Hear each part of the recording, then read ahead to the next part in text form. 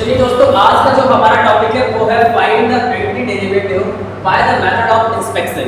कैसे करते हैं, कैसे निकालते हैं anti derivative method of inspection से। इसके लिए मैं आपको थोड़ा सा समझा देता हूँ कि जैसे मान लीजिए हमारे पास कोई फंक्शन है जिसका हम डिफरेंशिएशन कर रहे हैं। ये हमारे पास फंक्शन है कैपिटल f(x), जिसका हम डिफरेंशिएशन करेंगे तो हमारे पास एक नया फंक्शन आएगा जिसे हमने बोल दिया वो हमारे पास है स्मॉल f। तो आप जो देखेंगे, ये जो चीज आपको दिख रही है, ये जो चीज आपको दिख रही है dy dx fx, इसी को हम लोग नाम देते हैं anti derivative of small fx। मतलब ये जो dy dx कैपिटल fx है ना, उसी को हम क्या बोलते हैं, एंटी डेरिवेटिव बोलते हैं। एग्जांपल से समझते हैं कि कैसे करना है आपको ये। तो इसके लिए क्वेश्चन नंबर 1 उतार लीजिए आप। क्वेश्चन नंबर 1 हमारे पास क्या है, sin 2x। थोड़ा सा ध्यान रखना है इसमें कि डिफरेंशिएशन यूज हुआ है, तो आपको ध्यान रखना है जो क्वेश्चन आपसे पूछा है, जैसे sin का पूछा है फंक्शन है, तो आपको ध्यान रखना है कि sin का फंक्शन जो है वो किसके डेरिवेटिव से मिलता है, मतलब किस चीज का डिफरेंशिएशन करें कि हमें sin का फंक्शन मिल जाए। तो आपको याद आएगा कि भाई cos का जब हम डिफरेंशिएशन करते हैं तो हमारे पास sin का फंक्शन मिल जाता है। तो आपको यही लिखना है dy dx, किसके डिफरेंशिएशन से हमें sin का फंक्शन मिलता है, हमें मिलता है cos के डिफरेंशिएशन से। देखिए यहाँ पे sin 2x है और यहाँ पे अगर cos x के डेरिवेटिव से sin x मिलता है तो फिर भाई sin 2x है ना, या तो हम यहाँ पे cos 2x ले लेंगे। अब आपको कुछ नहीं करना, बस छोटा सा डिफरेंशिएशन चालू करना है। चलिए साथ में करते हैं। cos x का डिफरेंशिएशन सबको याद है माइनस का sin x, लेकिन x नहीं है, यहाँ पे 2x है, तो फिर यहाँ पर आ जाएगा माइनस का sin 2x। आपको ध्यान रखना है आपके फॉर्मूले में सिर्फ x लगा हुआ है। अगर इसके साथ में क्या है, कोई भी कांस्टेंट टर्म मल्टीपल में लिखा है तो आपको क्या करना है, उस मल्टीपल टर्म को आगे लिख देना है। ऐसे 2x था तो इसका 2 मैंने क्या कर दिया, इसके आगे लिख दिया। इसके बाद आपको क्या करना है, केवल sin 2x यहाँ पे छोड़ना है। क्यों? क्योंकि sin 2x का ये तो पूछा है एंटी डेरिवेटिव, तो आपको 2 को नीचे मल्टीप्लाई वाली चीज जो इक्वल किधर आती है तो वो बन जाती है डिवाइड में, तो 1/2 और dy dx, और ये रहेगा cos 2x is equal to यहाँ आ जाएगा sin 2x, क्योंकि भाई -2 पहुंच चुका है डिवाइड में। थोड़ा सा और इसे यहाँ पर मैं सॉल्व करूँ तो dy dx माइनस का half cos 2x is equal to sin 2x। यही तो मैं बोल रहा था कि यही तो लिखा हुआ है dy dx capital fx anti derivative of fx। तो आप क्या लिख सकते हैं, तो आप क्या लिख सकते हैं कि hence माइनस का हाफ cos 2x। क्या आपको नीचे दिखाई दे रहा है सही से?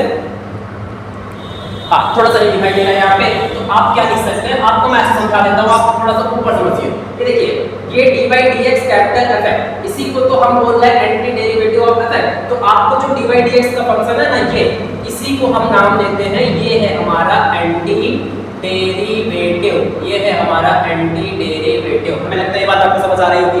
इस तरीके से क्या करना है, आपको मेथड ऑफ इंस्पेक्शन का यूज करना है, मतलब डिफरेंशिएशन आपको थोड़ा सा ध्यान रखना होगा। इसके साथ हम दूसरा क्वेश्चन एक आपको करके दिखाते हैं। चलिए इसे हम करते हैं। इसके बाद हम दूसरा क्वेश्चन एक बार करते हैं। जैसे हमारे पास क्वेश्चन नंबर 2 है, तो आपको इसमें भी ध्यान में रखना है। देखिए क्वेश्चन नंबर 2 में cos 3x, मतलब cos का फंक्शन है, तो किसका डिफरेंशिएशन cos आता है, भाई cos किसका डिफरेंशिएशन आता है, sin का।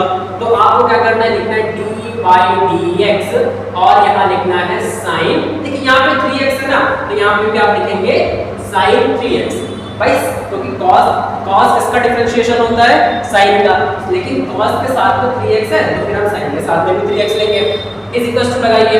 चलिए डिफरेंशिएशन करना शुरू करते हैं। sin का डिफरेंशिएशन क्या होता है, sin x का डिफरेंशिएशन होता है सिंपल सा cos x, लेकिन यहाँ पे x नहीं है, यहाँ पे 3x है, तो आपको क्या करना है, यहाँ पे 3x लिखना है। समझ लीजिएगा ध्यान से कि अगर sin x होता है तो डिफरेंशिएशन cos x होता है, लेकिन अगर sin 3x है तो डिफरेंशिएशन cos 3x हो जाएगा। लेकिन फिर बताया मैंने कि अगर x है तो यहाँ पर x आएगा, लेकिन यहाँ पे 3x है, तो जो इनके साथ में मल्टीपल में जुड़ी हुई चीज है इसको आप आगे लिख दीजिए ऐसे इनटू करके, और फिर आप क्या करेंगे, cos 3x का निकालना ना आपको एंटी डेरिवेटिव, तो 3 को यहाँ डिवाइड में भेजना होगा, तो 1/3 और dy dx sin 3x is equal to यहाँ बचेगा cos 3x। अगर मैं इसको सही से और अच्छे से लिखूं तो हमारे पास ये आ जाएगा 1/3 sin 3x is equal to cos 3x। बताइए मुझे, इसी को तो हम लोग कहते हैं, ये जो है ना, ये फंक्शन है, ध्यान रखिएगा, dy dx नहीं, ये जो फंक्शन है ना, इसी को तो हम लोग बोलते हैं ना एंटी डेरिवेटिव। तो भाई देखिए cos 3x का एंटी डेरिवेटिव कितना आ गया, 1/3 sin 3। हमें लगता है ये बात आपको समझ आ रही होगी। इसे आप क्या करेंगे, स्क्रीनशॉट लीजिए, इसे आप कॉपी पे नोट करिए। इसके बाद हम क्वेश्चन नंबर 3 और क्वेश्चन नंबर 4 भी सॉल्व करके आपको दिखाएंगे। मुझे लगता है आपने स्क्रीनशॉट लिया होगा इसका। इसके बाद हमें करना है e की पावर 2x का एंटी डेरिवेटिव फाइंड करना है, e की पावर 2x। तो e की पावर 2x का मतलब e की पावर x का फार्मूला से रिलेटेड है। e की पावर x का डिफरेंशिएशन क्या होता है, e की पावर x का डिफरेंशिएशन सेम होता है e की पावर है। तो आपको करना क्या है, dy dx, e की पावर x नहीं है, यहाँ पे 2x है, तो e की पावर 2x। अब आपको करना क्या होगा, बस डिफरेंशिएशन को सॉल्व करना है।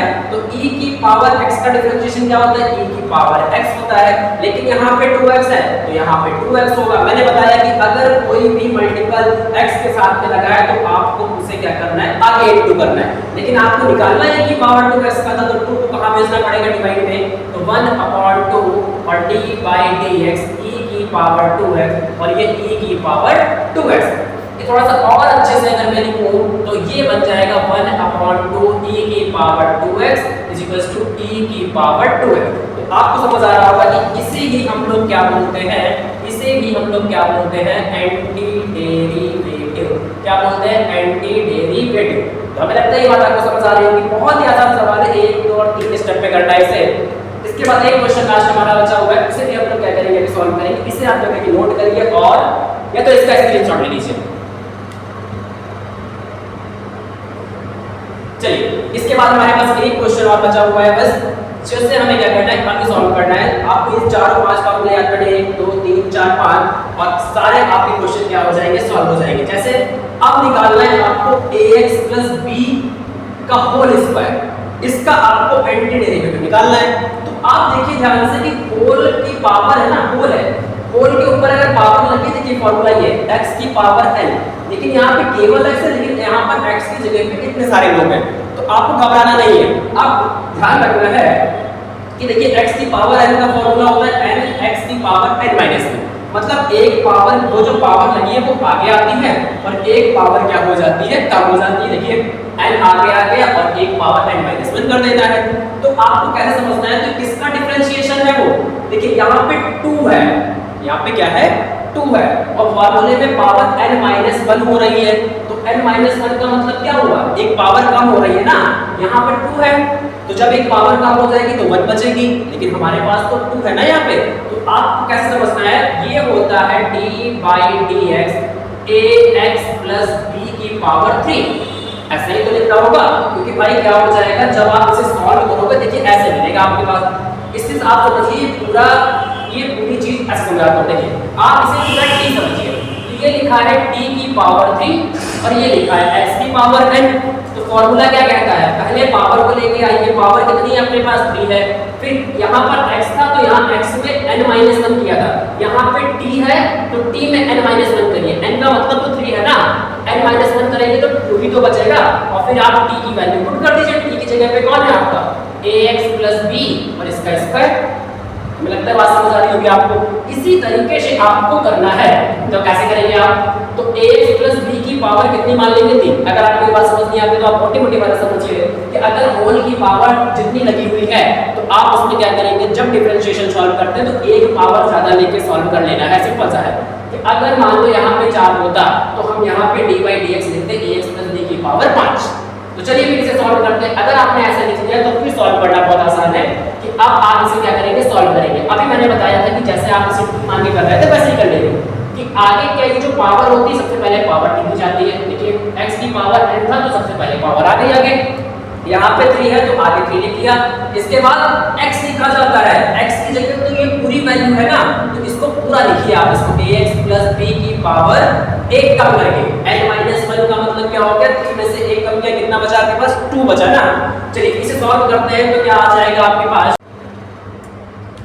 चलिए दोस्तों, आज का जो हमारा टॉपिक है वो है find the anti derivative by the method of inspection. कैसे करते हैं, कैसे निकालते हैं anti derivative method of inspection से। इसके लिए मैं आपको थोड़ा सा समझा देता हूं कि जैसे इतना करने के बाद आपको ध्यान रखना है कि जैसे आपने क्या किया, पावर लेके आगे आए 3, पावर आगे आगे और ax प्लस b की पावर कितनी बची 2। जैसे x की पावर n है तो n आगे आया और x की पावर में से n माइनस 1 करना था। इस पूरे को आप सिर्फ एक फंक्शन समझिए, तो पावर पहले आगे आ गई और एक पावर क्या कर दी, हमने इस पूरे गोले में से कम कर दी।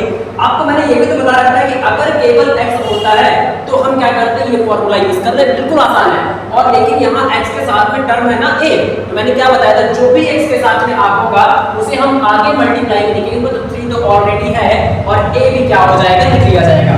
इसके बाद क्या करना है आपको, ax प्लस b का होल स्क्वायर का क्या करना है, एंटी डेरिवेटिव फाइंड करना है। तो इसको यहीं पे छोड़ेंगे और यहाँ से नीचे आ जाएगा 1/3 है ax, 1/3 है dy dx ax plus b की पावर 3 इज इक्वल टू, यहाँ बचेगा ax प्लस b का होल स्क्वायर। ये तो बचेगा, ये बाई 3 है, डिवाइड में पहुंच गया। तो इसके बाद ये आपका जो आंसर आने वाला है dy dx 1/3a और ब्रैकेट में ax प्लस b की power 3 is equal to ax plus b का होल स्क्वायर। इसी चीज को तो हम लोग क्या बोलते हैं, इसी चीज को तो हम लोग इतनी देर से यही बोल रहे हैं एंटी डेरिवेटिव। क्या बोलते हैं, एंटी डेरिवेटिव। तो इस तरीके से क्या कर सकते हैं, किसी भी फंक्शन का एंटी डेरिवेटिव फाइंड कर सकते हैं। आपको ध्यान रखना है कि जिसका भी हमें एंटी डेरिवेटिव फाइंड करना है, आपको ध्यान रखना है कि वो किसका डिफरेंशिएशन होता है। मैंने पावर वाला बना रखा है कि अगर पावर जितनी है तो आप डिफरेंशिएशन एक ज्यादा पावर का करेंगे। जो भी x के साथ में मल्टीपल लगा होगा उसे आपको आगे मल्टीप्लाई में लिखना होगा। तो आपको sin x है, अगर यहाँ sin 5x है तो फिर cos 5x के साथ जो 5 होगा उसे आगे लिखा जाता है। तो इस तरीके से हम क्या कर सकते हैं, मेथड ऑफ इंस्पेक्शन को समझ सकते हैं। कोई भी आपका डाउट है कमेंट बॉक्स में लिखिए और अगर आपको वीडियो अच्छी लगती है तो लाइक और शेयर जरूर करिए। तब तक पढ़ाई करते रहिए। All the very best.